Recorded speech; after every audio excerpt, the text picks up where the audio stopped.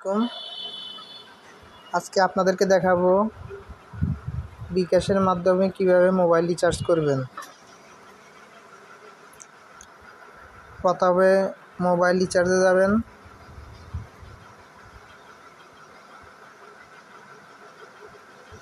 তারপরে যে কোনো একটা নাম্বার দিবেন।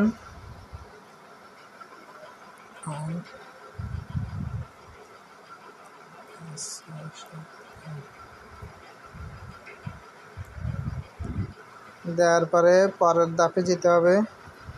তারপরে যে নাম্বার এয়ারটেল হলে এয়ারটেল, বাংলালিংক হলে বাংলালিংক, গ্রামীণ, রবি, স্কিডো, টেলিটক যে নাম্বার হোক ওটাতে সিলেক্ট করবেন। এরপরে আছে আপনার ইন্টারনেট, যে কোনো পরিমাণ রিচার্জ করতে পারেন এখান থেকে। আর এখানে বিভিন্ন প্যাকেজ আছে, ইন্টারনেট অপশন আছে। এখান থেকে আপনার কোন প্যাকেজগুলো নিতে পারবেন। 599 টাকায় 70 GB, 50 GB, 30 GB, 30 GB, 20 GB, 5 GB, 2 GB.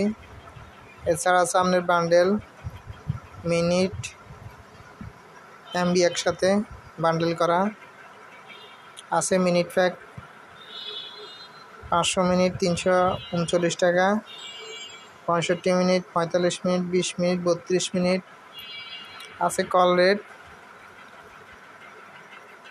1 পয়সা সেকেন্ড, 1 সেকেন্ড পালস 32 টাকা, 2 দিন মেয়াদ, 30 দিনের মেয়াদ আছে 98 টাকা। বিভিন্ন অপারেটরে বিভিন্ন প্যাকেজ, বিভিন্ন প্রাইস, বিভিন্ন রেট। তারপর এখান থেকে আবার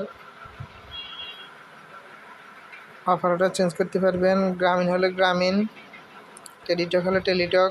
অনেকে টেলিটকে রিচার্জ করতে পারেন না, দোকানে টেলিটকে রিচার্জ পাওয়া যায় না, সেক্ষেত্রে আপনারা বিকাশ থেকে রিচার্জ নিতে পারেন। ইন্টারনেট আছে, ভয়েস কল আছে, বান্ডেল আছে।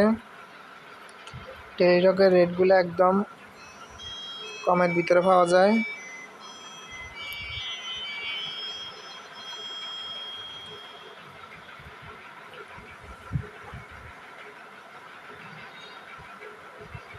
দুই জিবি 88 টাকা, 1 জিবি 56 টাকা, 1 জিবি 30 দিন মেয়াদ।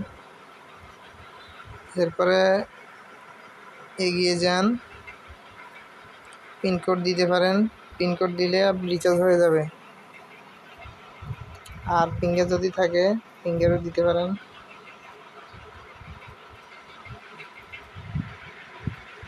এভাবে আপনারা বিকাশ থেকে মোবাইল রিচার্জ করবেন।